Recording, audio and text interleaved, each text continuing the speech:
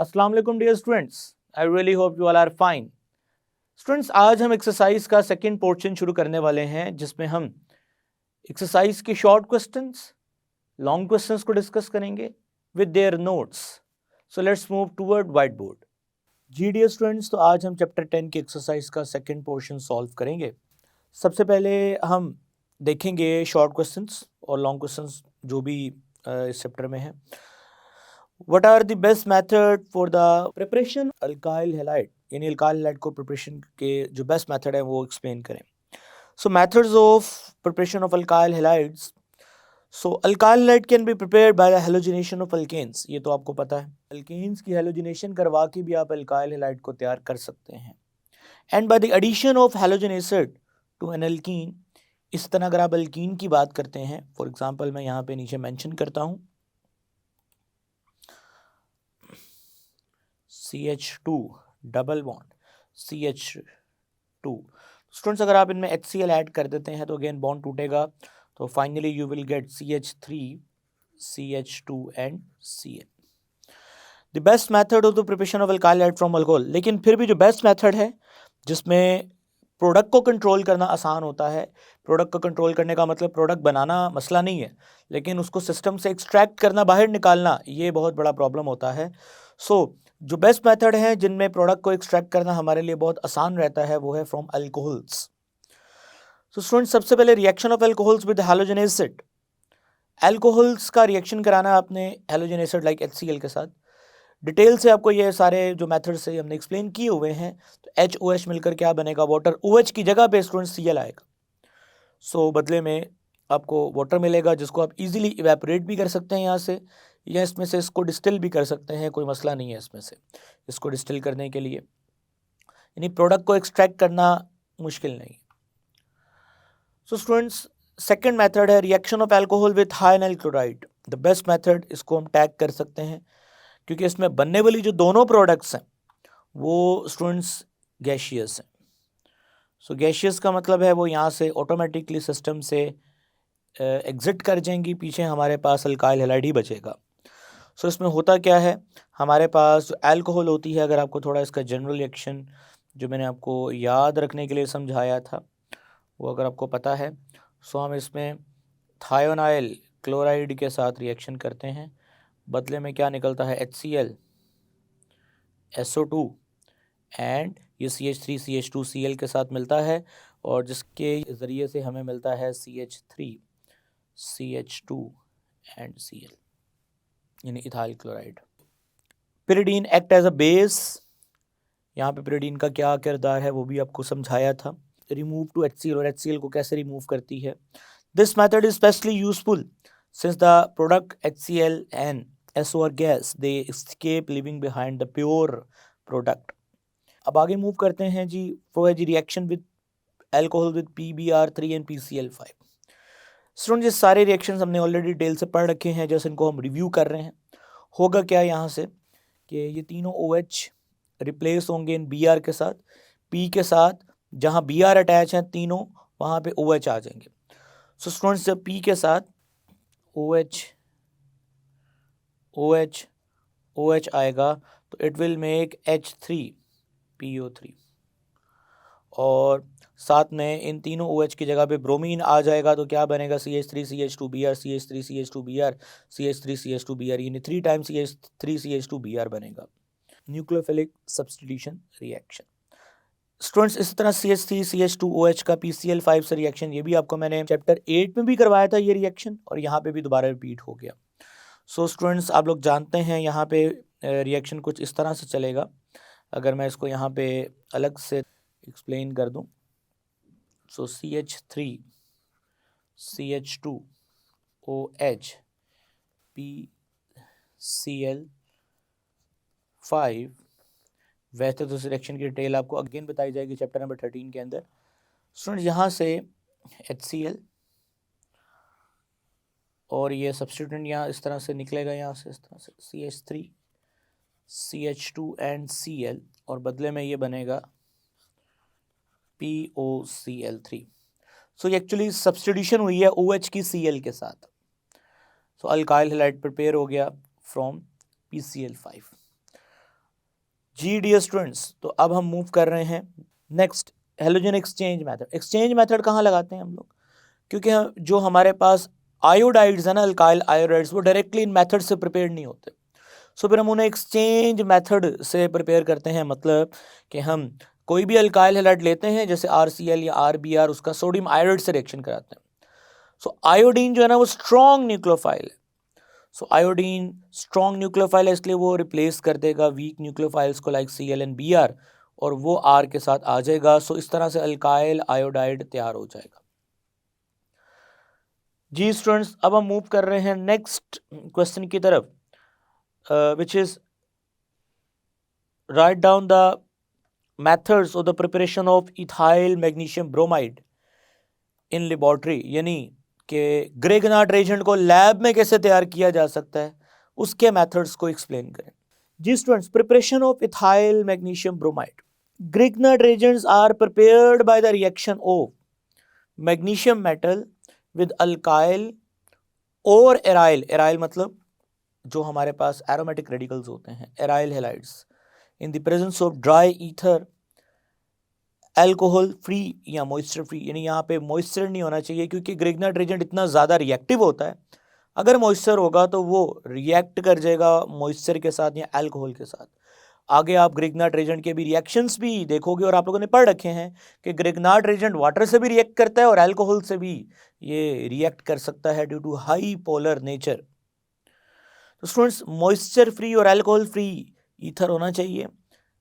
So reaction में जैसे ArX यानी एरोमेटिक हैलाइड है, सो ये अल्काइल ग्रेगनार्ड रेजेंट है, ये एरोमेटिक ग्रेगनार्ड रेजेंट है। सो व्हेन इथाइल ब्रोमाइड, जैसे आप रिएक्शन करवा रहे हैं इथाइल ब्रोमाइड का मैग्नीशियम ईथर की मौजूदगी में, तो इथाइल मैग्नीशियम ब्रोमाइड बनेगा जो कि ग्रेगनार्ड रेजेंट है। अब यहाँ पे कुछ जो है प्रिकॉशंस हैं, या कॉशंस भी उससे कह सकते हैं, एहतियातें। It is important that all the reactant must be absolutely dry, pure, because Grignard reagent are so reactive that they may react with moisture of any impurity present. So फिर Grignard reagent नहीं आपको मिलेगा, वो react कर जाएगा। So hope so कि आपको ये जो method of preparation of Grignard reagent यानी ethyl magnesium bromide है, उसका proper आंसर आपके सामने है। अब स्टूडेंट्स हम मूव करते हैं क्वेश्चन नंबर 6 की तरफ, जिसमें हम कुछ IUPAC नेम्स हैं कंपाउंड्स के, हम उनको देखेंगे। सो हमारे पास ये कुछ गिवन कंपाउंड्स हैं, हमने इनको नाम देना है। ये तो बहुत आसान है, आपकी इतनी प्रैक्टिस करवा दी थी कि इन कंपाउंड्स के नेम देना कोई इतना मसला नहीं है। इनमें से बहुत सारे कंपाउंड्स ऐसे भी होंगे जिनको ऑलरेडी हम डिस्कस कर चुके हैं, सो दोबारा भी उसको रिव्यू कर लेंगे एक दफ़ा। एक्सरसाइज का पोर्शन है ये। द फर्स्ट क्वेश्चन, उसमें ये स्ट्रक्चर बना हुआ है। सबसे पहले स्टूडेंट स्ट्रक्चर को ओपन करेंगे। स्ट्रक्चर को ओपन किया तो ये CH3CH, ये CH3 ब्रांच आ गई, आगे CH2 CH CL CH3। Numbering उस तरफ से जिस तरफ से हेलोजन यानी हेलाइड करीब आ रहे, यानी इस तरफ से 1 2 3 4 5। 5 कार्बन है पेंटेन। चौथे नंबर पे मिथाइल है 4 मिथाइल। दूसरे नंबर पे क्लोरो यानी 2 chloro 4 methyl pentane. Very easy. इस तरफ आते हैं स्टूडेंट्स। अगेन हमने क्या किया, सबसे पहले हमने इसको ओपन किया। C2H5 मतलब CH3CH2, CH3 branch, CHBr, C2H5 मतलब CH2CH3। नंबरिंग उस तरफ से करनी है जिस तरफ से ब्रोमीन करीब आ रहा है। अब 1 2 3 4, 1 2 3 इधर से करीब आ रहा है, तो यहाँ से नंबरिंग कर दें। So 3 bromo 4 methyl hexane, 6 carbon है। Very easy. जी स्टूडेंट, नेक्स्ट स्टूडेंट्स क्या किया हमने, यहाँ पे CH के साथ 2 इथाइल ग्रुप है, यानी CH3CH2 CH3CH2। आगे चलते हैं CH2, फिर आगे है CH Cl and CH3। Numbering करेंगे उस तरफ से जिस तरफ से हैलोजन करीब आ रहे हैं, यानी इस तरफ से करेंगे। सो 1 2 3 4 5 6। सो 2 chloro 4 ethyl hexane, 2 chloro 4 ethyl hexane. Student fourth question की तरफ मूव करते हैं। फोर्थ क्वेश्चन में क्या करेंगे, अगेन हमारे पास CH3 यानी कार्बन के तीनों तरफ में CH3 है, आगे CH2 and Cl। Again 3 carbon है प्रोपेन, सेकेंड कार्बन पे 2 मिथाइल ग्रुप हैं, 2 डाई मिथाइल, और 1 क्लोरो पहले नंबर पे क्लोरो, यानी 1 क्लोरो 2 डाई मिथाइल प्रोपेन। जी स्टूडेंट, नेक्स्ट मूव करते हैं। CH3 की ट्वाइस CHBr, यानी इस कार्बन के साथ 2 CH3 ग्रुप हैं, एक H एक Br है। स्टूडेंट यही इसकी 3 कार्बन पे मुश्तमिल चेन है प्रोपेन। दूसरे नंबर पे ब्रोमीन है, तो 2 ब्रोमो प्रोपेन। अब चलते हैं नेक्स्ट क्वेश्चन की तरफ। CH3 CH यानी CH3 2 दफ़ा है। आगे है CH2CH, अब ये जो CH है इसके साथ लगा हुआ है CH2CH3। आगे है CH2NCl। जी स्टूडेंट्स, यानी हमने इसको ओपन कर लिया। पहले नंबरिंग करनी है। नंबरिंग करने के लिए हमने वो रूट लेना है जिस तरफ से क्लोरीन करीब आ रहा है।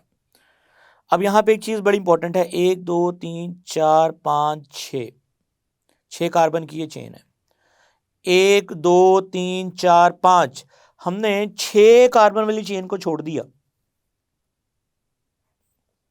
हमने 5 कार्बन वाली चेन को सिलेक्ट किया। वजह, उसके अंदर ही तो फंक्शनल ग्रुप कवर होता है, यानी चेन वो सिलेक्ट करनी है जिसमें फंक्शनल ग्रुप कवर हो।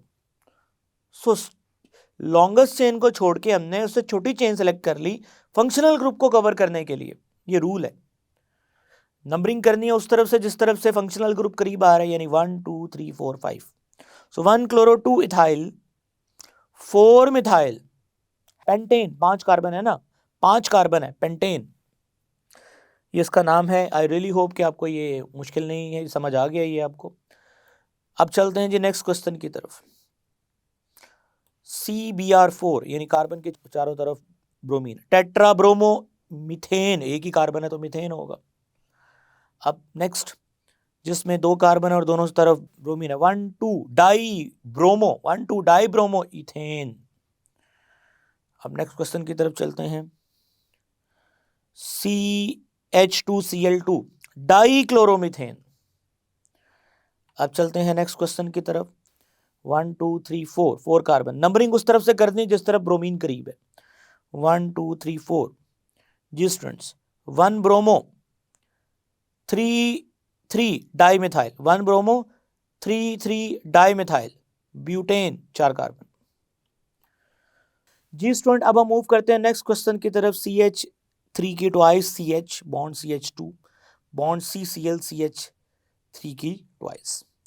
स्टूडेंट सबसे पहले आप क्या करोगे, CH3CH यानी CH3 2 दफ़ा लगा दी यहाँ पे।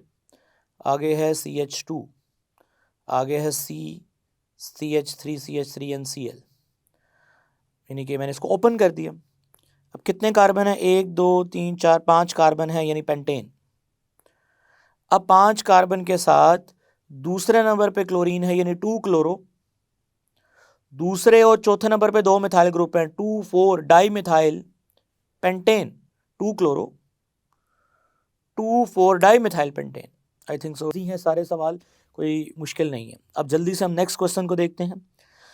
CH3 की twice CCl bond CCl CH3 की ट्वाइस, यानी इसको ओपन किया CH3 CCH3, यानी ट्वाइस वाला मैंने ओपन कर दिया Cl। आगे फिर CCl, फिर ट्वाइस वाले मैंने यहाँ दोनों लिख दी।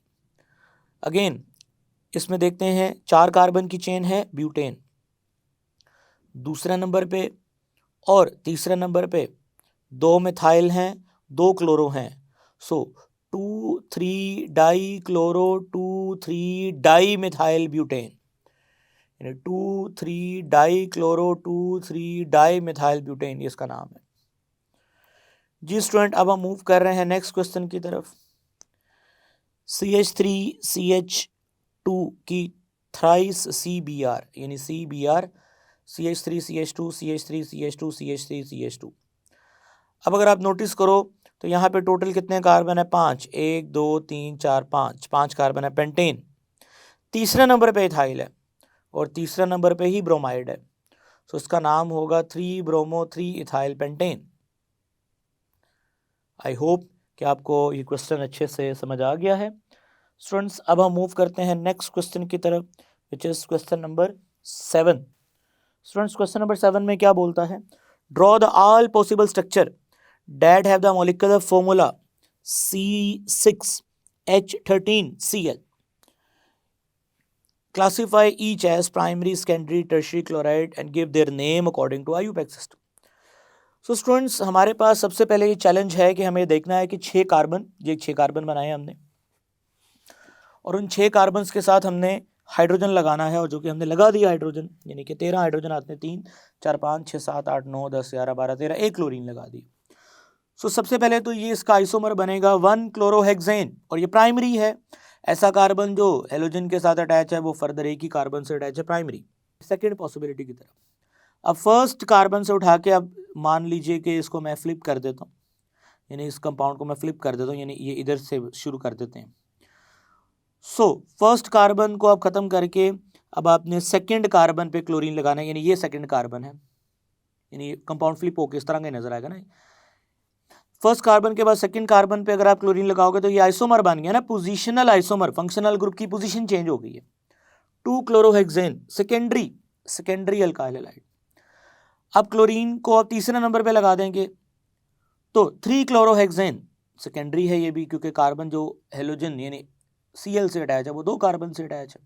फोर्थ वन में क्या होगा स्टूडेंट्स, हम लोग क्या करेंगे, अगर आपके दिमाग में आ रहा है कि सर यहाँ पे अगर क्लोरीन लगाएंगे तो स्टूडेंट्स फिर काउंटिंग यहाँ से स्टार्ट हो जाएगी ना, 1 2 3, तो वो भी तो 3 क्लोरोहेक्सेन ही होगा ना, यानी अगर ये क्लोरीन वो चौथा नहीं होगा, फिर काउंटिंग यहाँ से स्टार्ट हो जाएगी 1 2 3, क्योंकि क्लोरीन इधर से करीब पड़ेगा, फिर वो 3 क्लोरोहेक्सेन ही होगा।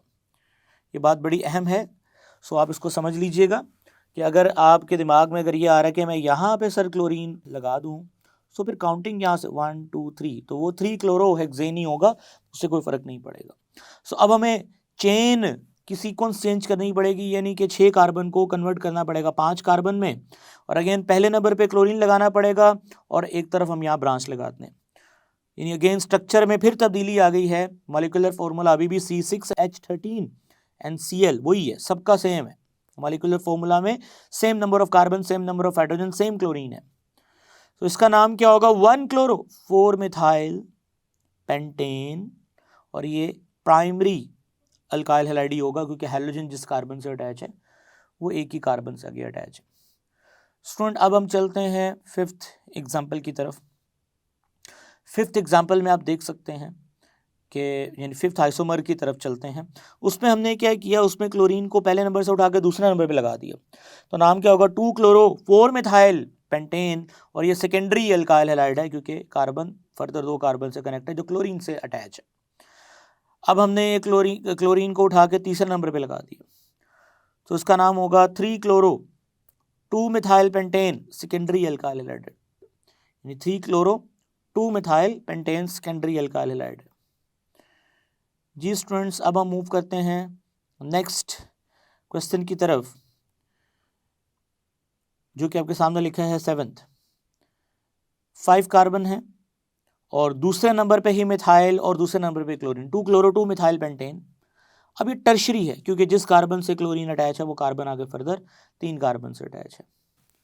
अब यहाँ पे हमने क्या किया स्टूडेंट्स, यहाँ पे हमने अगेन क्लोरीन पहले नंबर पे लगा दिया, और जो हमारे पास मिथाइल ग्रुप था हमने उसको दूसरे नंबर पे लगा दिया, तो उसका नाम होगा 1 क्लोरो 2 मिथाइल पेंटेन, ये प्राइमरी। ये सारे स्ट्रक्चर डिफरेंट है एक दूसरे से, मॉलिक्यूलर फार्मूला सेम है।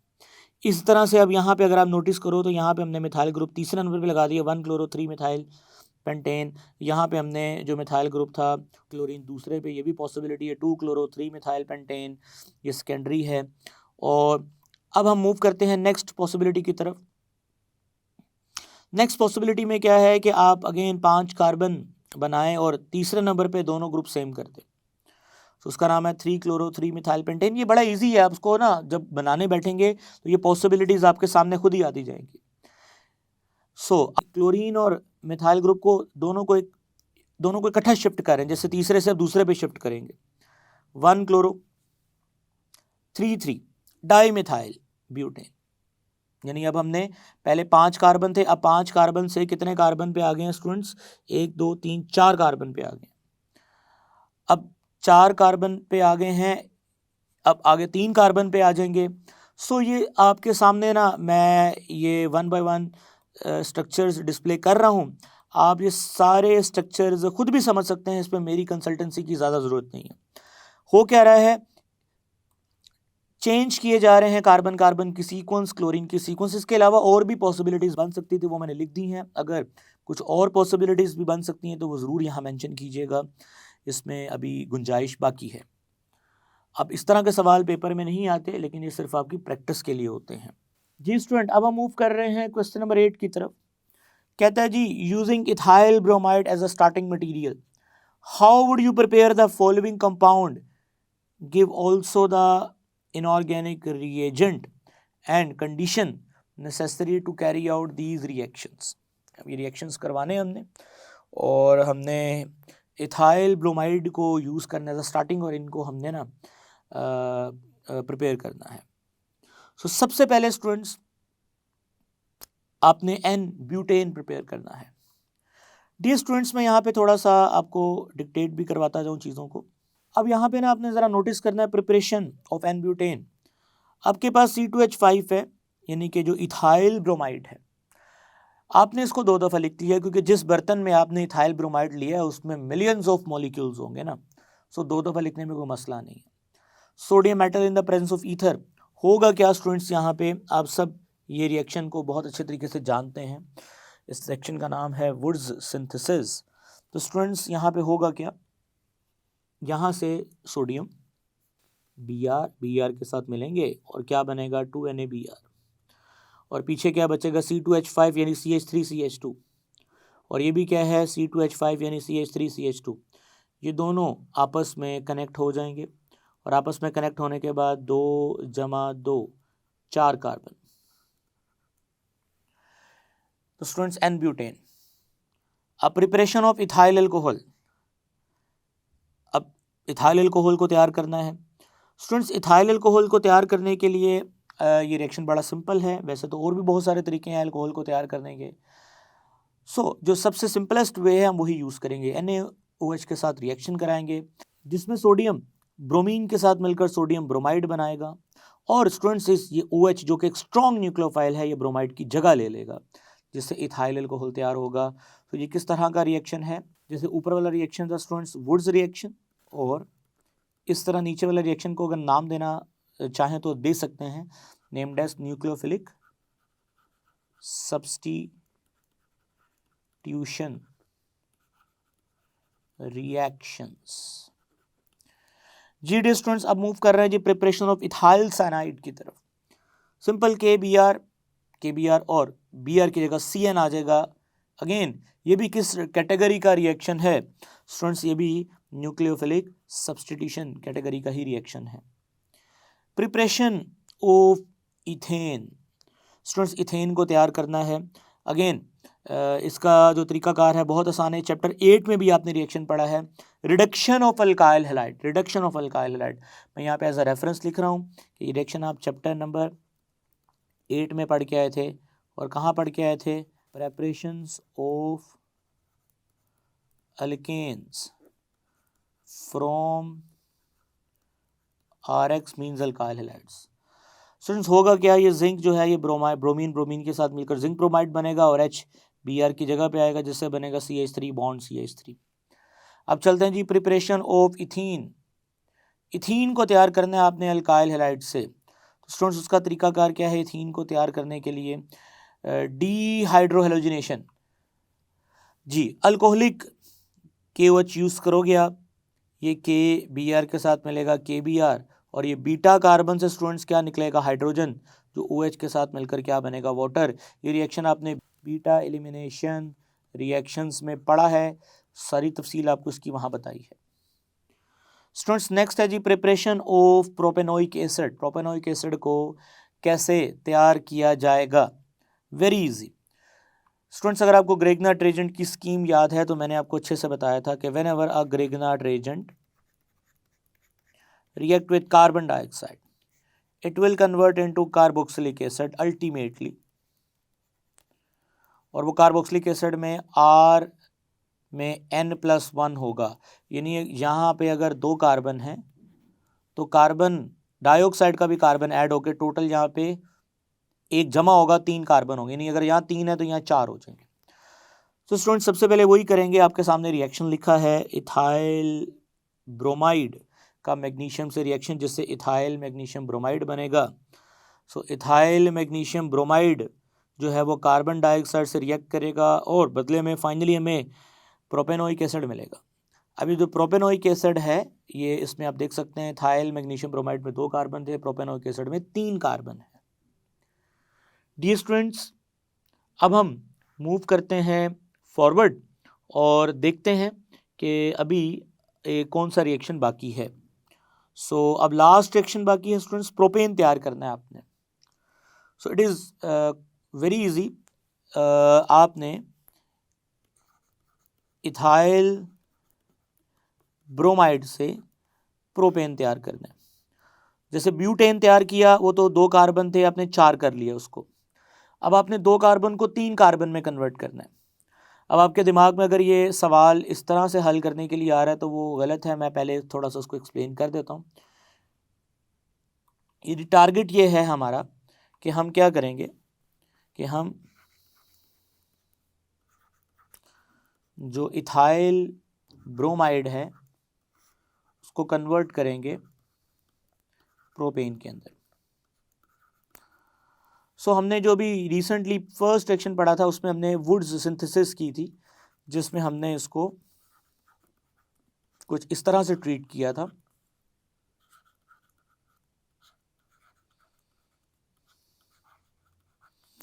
सोडियम मेटल ऐड की थी ईथर की मौजूदगी में, जिससे बना था 2NaBr और ये 2 कार्बन के साथ मिलकर टोटल हमें 4 कार्बन मिले थे।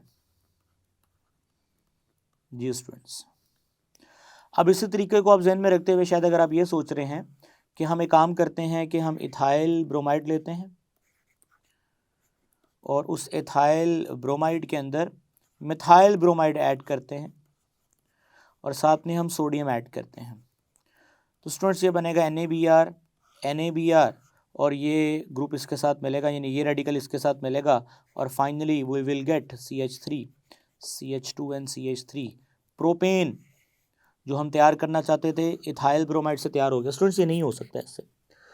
उसकी वजह क्या है कि students it is quite possible कि जिस बर्तन में आप ये जिस कंटेनर में आप ये रिएक्शन करवा रहे हो उस कंटेनर के अंदर, अब ये जो इसकी पॉसिबिलिटीज़ हैं वो आपको अलग से यहाँ पे थोड़ी समझाता हूँ।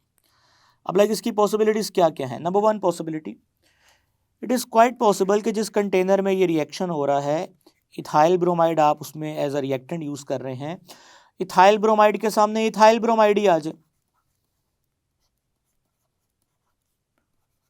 और आपके पास यहाँ पे 2NaBr बने और 2 टोटल यहाँ पे 4 कार्बन यानी ब्यूटेन तैयार हो जाए।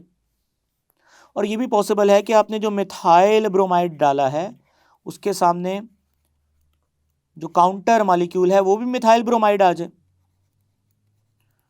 सो हमें क्या मिल सकता है, सोडियम ब्रोमाइड, एक कार्बन वाले ग्रुप के साथ मिलकर 2 कार्बन यानी इथेन, जिस तरह C4H10 है इस तरह C2H6 है। और ये भी पॉसिबल है कि इथाइल ब्रोमाइड के सामने मिथाइल ब्रोमाइड आ जाए, सो सोडियम, सो क्या बनेगा NaBr। अभी एक कार्बन 2 के साथ मिलेगा जिससे 3 कार्बन और 3 3 6 7 8 हाइड्रोजन। यानी इसका मतलब अगर आपने इथाइल ब्रोमाइड और मिथाइल ब्रोमाइड को मिक्स किया तो 3 कार्बन भी मिल सकते हैं, आपको प्रोपेन मिल सकता है। लेकिन साथ ही साथ आपको ये भी दिमाग में रखना है, ये भी जहन में रखना है कि आपको ब्यूटेन और इथेन भी मिलेगा, यानी मिक्सचर मिलेगा। फिर आपको, हमें मिक्सचर नहीं चाहिए, मिक्सचर तो नहीं चाहिए हमें।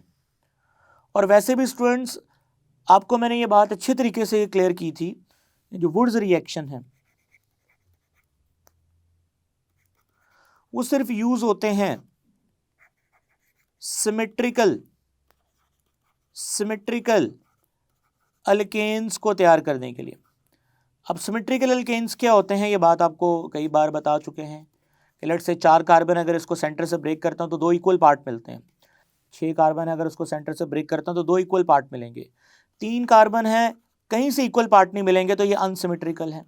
सो अनसिमेट्रिकल अल्केन्स को तैयार करने के लिए वुड सिंथेसिस यूज नहीं होता, सिमेट्रिकल के लिए यूज होता है, क्योंकि सिमेट्रिकल के लिए आपको डिफरेंट अल्काइल हैलाइड यूज करने की जरूरत नहीं होगी, सेम कार्बन के अल्काइल हैलाइड यूज करोगे, जैसे 2 2 3 3 4 4 8, समझ गए ना। यानी कि अगर आप यहाँ पे ऐसा अल्काइल हैलाइड यूज करते हो जिनमें 3 कार्बन है और आगे X है, 3 कार्बन है, तो डेफिनेटली सोडियम यूज करोगे और ये 2NX, ये 2 3 3 मिलकर 6 हो जाएंगे, यानी इक्वल एक जैसे अल्काइल हैलाइड्स जो हैं आप उनके ग्रुप्स को फ्यूज करवा सकते हैं, जिससे सिमेट्रिकल अल्केन्स ही आपको मिलेंगे, अनसिमेट्रिकल नहीं मिलेंगे। ये बात आपने ज़हन में रखनी है।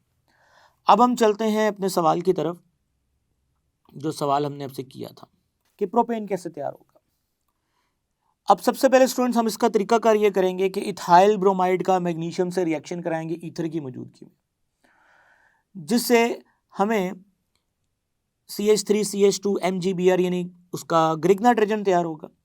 जी स्टूडेंट्स, तो ग्रिग्नाइट एजेंट का फॉर्मल्डिहाइड से रिएक्शन करने के बाद आपको ये सारा प्रोसेस मैंने समझाया हुआ है, तो फाइनली आपको अल्कोहल मिलेगी जिसमें एक कार्बन इजाफी होगा, यानी वो 3 कार्बन पे मुश्तमिल होगी, 1 प्रोपेनॉल, यानी 2 कार्बन थे ग्रिग्नाइट एजेंट में, यानी ये जो ग्रिग्नाइट एजेंट आपने इथाइल ब्रोमाइड से तैयार किया था ना, उसमें 2 कार्बन थे, अब उससे बनने वाली अल्कोहल में 1 कार्बन इजाफी होगा। ये बात आपको अच्छे से पता है कि फॉर्मल्डिहाइड 1 कार्बन बढ़ा देता है। सो अब ये जो प्राइमरी अल्कोहल है जिसको हम 1 प्रोपेनॉल बोलते हैं, हम इसका थायनाइल क्लोराइड से रिएक्शन कराएंगे। सो थायनाइल क्लोराइड अल्कोहल को कन्वर्ट कर देगा, अभी आपने पढ़ा है एल्काइल हैलाइड के अंदर, यानी SO2 गैस HCl, यहाँ से दोनों गैस की फॉर्म में रिलीज होंगे पिरिडीन की मौजूदगी में, और ये Cl आ जाएगा यहाँ पे। फिर हमने चैप्टर 8 में ये रिएक्शन पढ़ा, reduction of alkyl halide students, तो जिंक की मौजूदगी में HCl के साथ हम रिएक्शन करवाएंगे और ये ZnCl2 बनेगा, और यहाँ पे बदले में हाइड्रोजन आ जाएगा, CH3 CH2 CH3, finally you will get propane. I hope students कि आपको ये बात अच्छे से समझ आ गई है। अब हम नेक्स्ट क्वेश्चन की तरफ मूव कर रहे हैं। Write a detail note on mechanism of nucleophilic substitution reaction.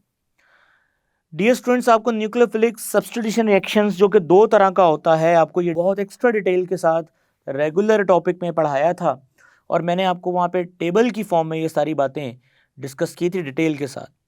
SN2 mechanism and SN1 mechanism, उन दोनों की डिफरेंसेस और डिटेल्स बताए थे।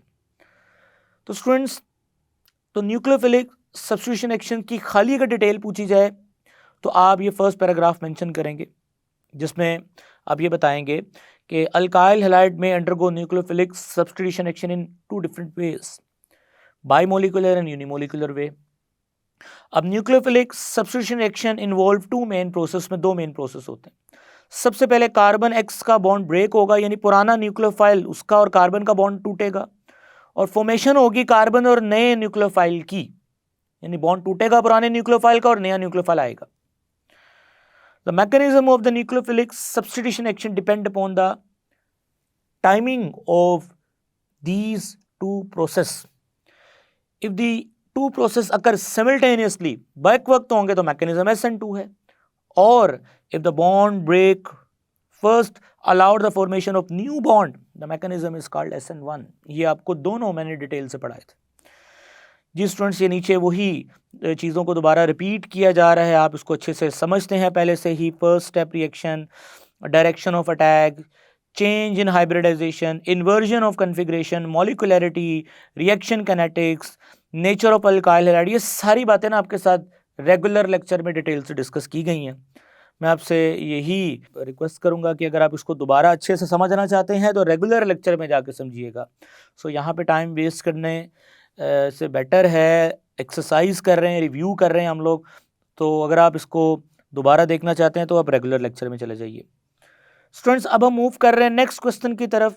स्टूडेंट्स, क्वेश्चन नंबर 10 की अगर बात की जाए तो क्वेश्चन नंबर 10 में यही चीज़ जो मैंने ऊपर आपको बताई है पूछी गई है, लेकिन बीटा एलिमिनेशन रिएक्शंस के केस में, बीटा एलिमिनेशन रिएक्शंस के केस में, कि जिस तरह आपने सब्स्टिट्यूशन रिएक्शंस को एक्सप्लेन किया है वैसे ही आप बीटा एलिमिनेशन रिएक्शंस को एक्सप्लेन करें। स्टूडेंट्स, अब आप अच्छी तरह जानते हैं कि जो बीटा एलिमिनेशन रिएक्शंस हैं वो 2 तरह के हैं। एक है बीटा एलिमिनेशन E1 यानी कि बीटा एलिमिनेशन E2। ये दोनों आपने डिटेल से, जिस तरह SN1 एंड SN2 की डिटेल पढ़ी थी, उसी तरह मैंने इन दोनों की भी डिटेल पढ़ाई थी। सो क्वेश्चन 10 को भी यहाँ पे जिस तरह क्वेश्चन 9 को नहीं डिस्क्राइब करने की जरूरत, क्वेश्चन 10 भी अगर आप देखना चाहते हैं तो आप रेगुलर लेक्चर में जाके इजीली देख सकते हैं। स्टूडेंट्स अब हम मूव कर रहे हैं क्वेश्चन 11 की तरफ। क्वेश्चन 11 में क्या पूछा गया है जी students, question 11। So question number 11 में जो चीज़ें पूछी गई हैं वो कहते हैं जी, what product are formed when following compound are treated with ethyl magnesium bromide. यानी कि इथाइल मैग्नीशियम ब्रोमाइड के साथ कुछ रिएक्टेंट है वो रिएक्ट करेंगे और उनके बदले में जो प्रोडक्ट बनेगा वो हमने बताना है। स्टूडेंट्स मैं यहाँ पे इसको जस्ट जनरलाइज तरीके से एक्सप्लेन करूँगा, वैसे तो डिटेल में आपने इसको पढ़ रखा है। ग्रिग्नार्ड रिएजेंट्स के जब मैंने रिएक्शंस पढ़ाए थे, मैंने इसकी डिटेल से सारी बातें आपके साथ शेयर की थी। सो सबसे पहले तो ग्रिग्नार्ड रिएजेंट का फॉर्मेल्डिहाइड के साथ रिएक्शन पूछा गया है। स्टूडेंट्स आप सब जानते हैं कि आपको 2 कार्बन यहाँ पे और 1 कार्बन यहाँ पे, तो टोटल आपको जो अल्कोहल मिलने वाली है वो 3 कार्बन वाली अल्कोहल मिलने वाली है, और वो जो 3 कार्बन वाली अल्कोहल होगी स्टूडेंट्स वो प्राइमरी अल्कोहल होगी, यानी ये प्रोडक्ट मिलेगा। अब इसकी जो मैकेनिज्म है, डिटेल है, वो ऑलरेडी हम ग्रिग्नार्ड रिएजेंट में डिस्कस कर चुके हैं कि जितने ग्रिग्नार्ड रिएजेंट में कार्बन है एक एक्स्ट्रा हो जाएगा, और यानी N+1, और अल्कोहल भी कौन सी होगी स्टूडेंट्स, प्राइमरी अल्कोहल होगी जी।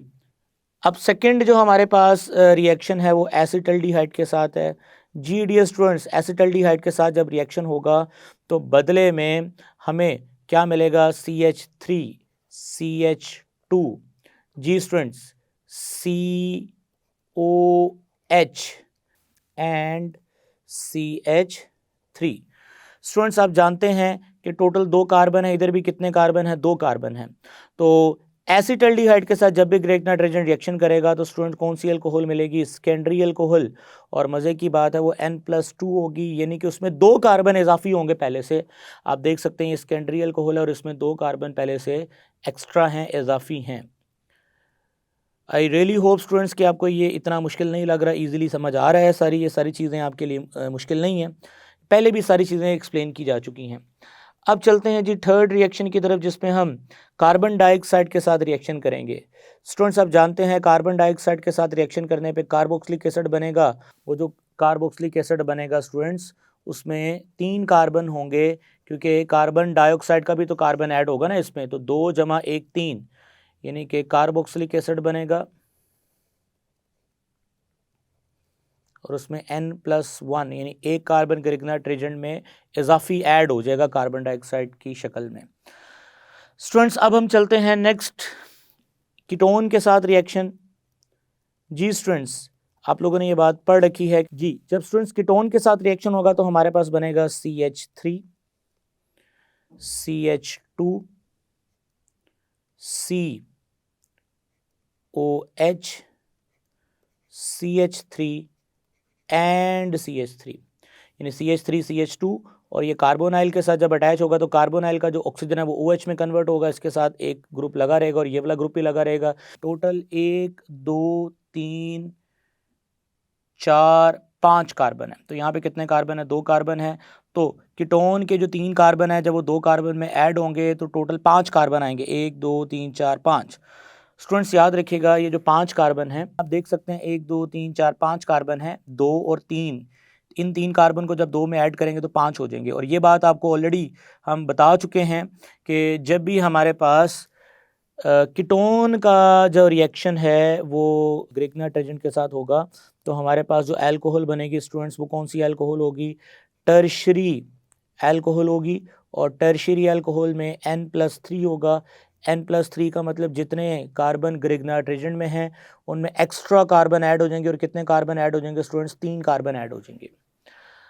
डियर स्टूडेंट्स अब हम मूव कर रहे हैं नेक्स्ट फर्दर जो रिएक्शंस हैं उनकी तरफ, और उसमें ग्रिग्नार्ड रिएजेंट का फर्दर जो रिएक्शन डिस्कस किया गया है हमारे सिलेबस में, हम एक्सरसाइज में पूछा गया उसको देखने वाले हैं, और वो है जी हमारे पास CH3 CH2 C double bond OH जी। डियर स्टूडेंट्स अगेन अब अगर आप देखो तो ये एल्डिहाइड के साथ ही रिएक्शन है।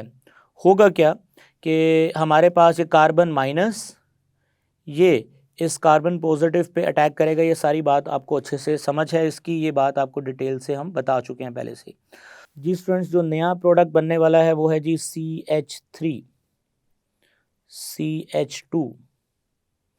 इसी तरह से नेक्स्ट COH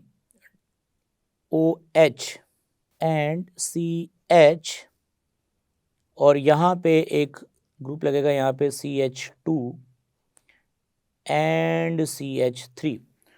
सो कार्बोनाइल का जो पॉजिटिव है वो डेफिनेटली इस कार्बन के साथ अटैच हो जाएगा और कार्बोनाइल के आगे जो ऑक्सीजन है वो OH में कन्वर्ट होगा, साथ में हाइड्रोजन रहेगा। ये सारी मैकेनिज्म आपको आती है। टोटल कितने कार्बन है स्टूडेंट्स? 1 2 3 4 5।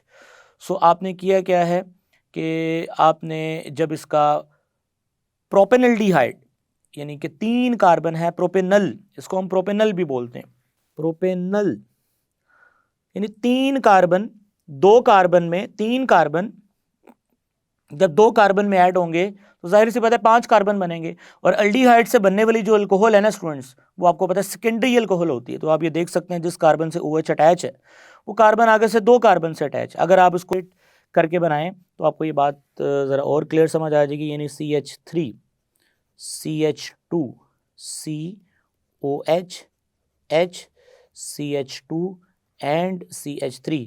ऐसा OH जो कार्बन से अटैच है वो फर्दर आगे 2 कार्बन से अटैच है। तो ये कौन सी अल्कोहल है स्टूडेंट्स? सेकेंडरी अल्कोहल है। So secondary alcohol OL alcohol, और हमेशा जब भी अल्डिहाइड ग्रीक नाइट्रोजन से मिलेगा तो हमेशा सेकेंडरी अल्कोहल ही बनेगी। आई होप स्टूडेंट्स कि आपको ये रिएक्शन समझ आ गया है। अब हम मूव करते हैं नेक्स्ट रिएक्शन की तरफ, जो कि लास्ट रिएक्शन है ग्रिग्नार्ड रिएजेंट का। और उस लास्ट रिएक्शन में क्या करेंगे स्टूडेंट्स? CH3 CH2 MgBr का रिएक्शन करवाने लगे हम लोग जी। साइनाइड, और साइनाइड के साथ स्टूडेंट क्लोरीन है। हम ना इसको सियानोजिन क्लोराइड भी बोलते हैं, सियानोजिन